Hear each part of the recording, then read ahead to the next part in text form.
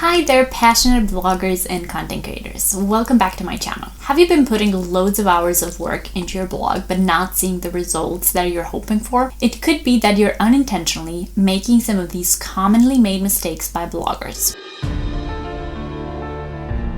In this video, I'm going to go over a couple of these missteps and how you can avoid falling prey to them. Whether you're just starting out or you've been at it for a while, it's so easy to make these mistakes, and I know because I've made a lot of them myself. By making just little changes and tweaks, you can drastically improve the user experience of your website and see a lot more engagement and conversions on your blog. Here are common blogger mistakes and how to fix them. The first mistake is showing the entire article on the homepage or in the category pages instead of just a snippet of the article with a link to read more. This is harmful for a few different reasons. First of all, it just doesn't look good. When somebody's a new visitor to your website or they're browsing through your category pages for specific content, you don't want them to need to scroll through the entire length of a blog post to get to the next article and then have to do so once again. Blogs weren't designed to display one article after the other in full length. Most WordPress and web themes only show a small description or the first few sentences in a blog post, but I've seen a lot of cases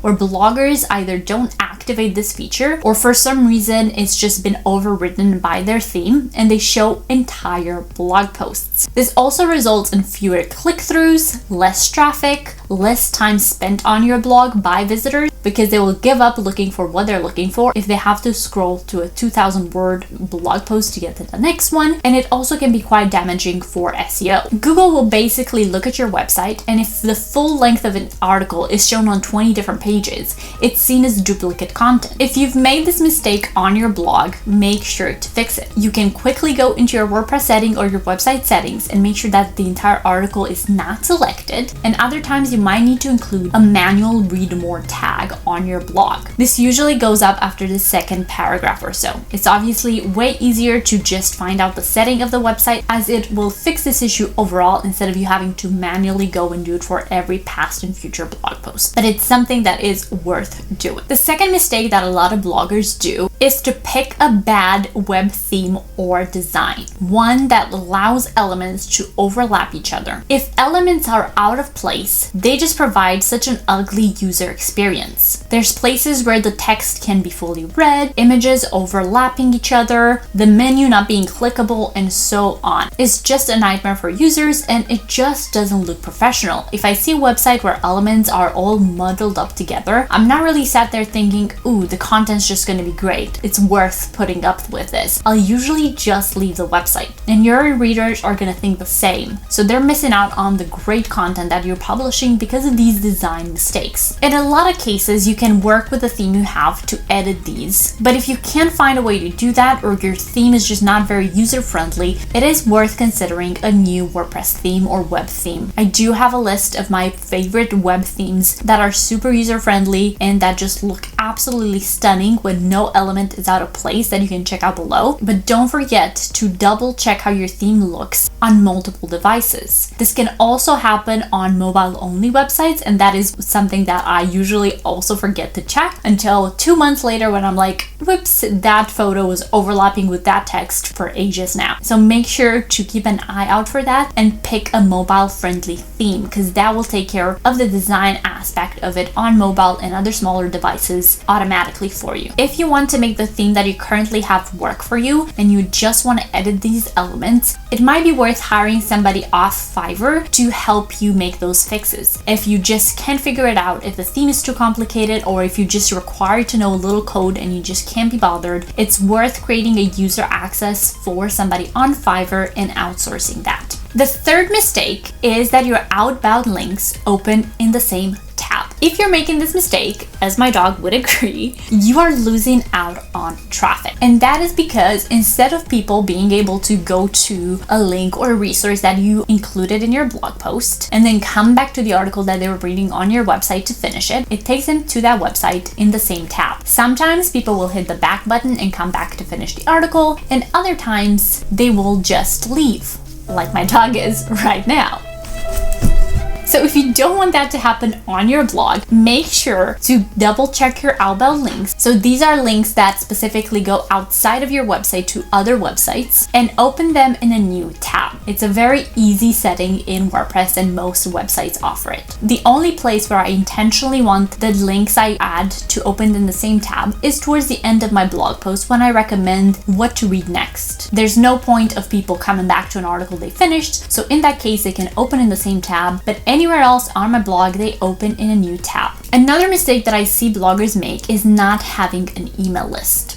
If you don't have a way to capture visitors, they'll come and go. Even on social media platforms where you have your followers, there's no way to reach them directly. Your post will be shown to a very small number of people who already hit the follow button. So if you want to reach people directly and really build and nurture a relationship with them, make sure to set up an email list. I do have a post and a video on how to start an email list that has loads of great tips on this. And if you have an email form on your website that just says subscribe for updates, just know that's not enough. Ideally, you want to create a couple of lead magnets and freebies to share with them, and I will have a video up on 20 high converting lead magnet offers that you can create and share. The fifth mistake that bloggers make on their website is the lack of a footer or the lack of a call to action or potential next step at the bottom of your website. Once people scroll down to the bottom of a page or a post on your website and there's nothing there, the only action they can take is to leave. Once again, we want to avoid that from happening if possible, or we want to lead people back to either selected resources or more articles that they can read. There is so much potential that you can use with a footer. You can add essential links there, you can add an email sign up form, you can add a read more plugin that displays a couple of your other blog posts, or you can even manually insert a section such as you might also like to read these articles as well to create those essential internal links. If you don't have a footer set up yet, make sure you do so. Most websites come with it. You just have to find the right setting in your theme to activate it. If you did buy a theme somewhere offline, make sure to check the theme documentation. If not, there's specific plugins that you could potentially install to set up your own footer. Or like I said, if your website just doesn't offer a lot of wiggle room, it might be worth considering setting up a new theme or hiring somebody off Fiverr to set one up for you. Mistake number 6 are images that are not sized or displayed correctly. A lot of the times I see photos that are blown way out of proportion, that are either blurry or just displayed incorrectly, or images that are displayed when they're full width. This means that the images are taking an incredibly amount of space on your web page, and people have to scroll past an entire image that takes up the entire section of the upper fold instead of it being sized appropriately. So really think about user experience and make sure that you're sizing your images correctly. This could mean picking better photos in the first place. Make sure to check out my video that I have on where to find stock photos that you can use to replace those images, or it might just be a simple case of setting boundaries for that photo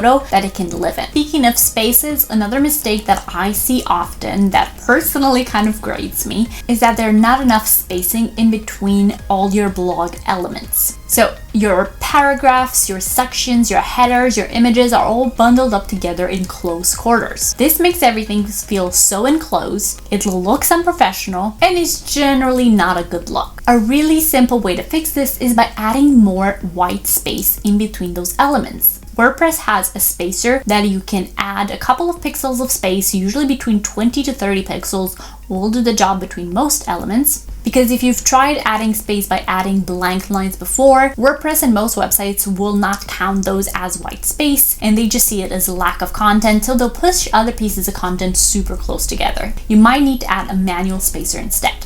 I particularly think that it's important to add a little bit of that space before each section's heading, and you'll see it makes such a big difference. It looks airier, it's easier to read and ingest the information. It's really a game changer for web design. The 8th mistake that a lot of bloggers make is to have a black or a really dark background color. In my opinion, this is the number one way to make your website look untrustworthy and unprofessional. I cannot think of a single website with a really black background, that I would think it's a great resource. And as much as some of us do like the kind of dark light theme on our phones to be able to read things or go to things, it is not something I would set up by default on a website. Not to mention that it makes the text very hard to read because of the very harsh contrast. I would stick with a white or neutral background. In most cases, I would go for an all-white background with sections of the blog that maybe have a pop of color in them. There's many ways to incorporate your branding colors in there without making them a huge part of the background. Speaking of colors, another mistake that people make is that they add very light colors to their text, making it very hard to read. So you really want to stick with neutrals as much as possible. Light colors are great for backgrounds,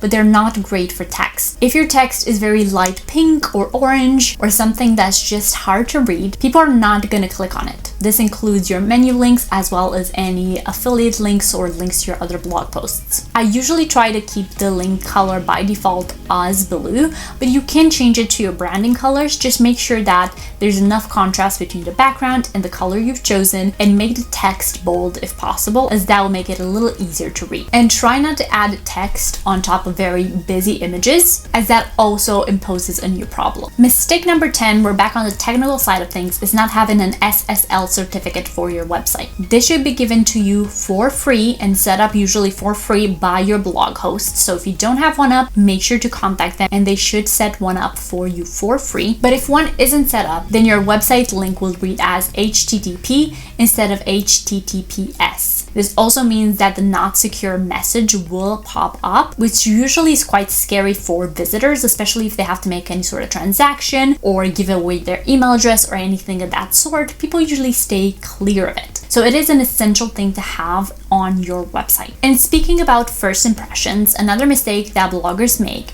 is that their header image, so the image at the very top of their blog post, takes too much space. We've talked about images not being sized accordingly, but in some cases, people just have a header that takes up the entire above the fold section. So before people even get the chance to scroll, that whole space is pretty much wasted. It doesn't show a lot of information about your website or what people can find about it. It just shows a big image. Your logo taking up the whole space can also be a problem, which you can easily fix if you make the logo a little smaller. It's still visible, but it doesn't take away the whole space, and it allows for people to see the sections beneath it.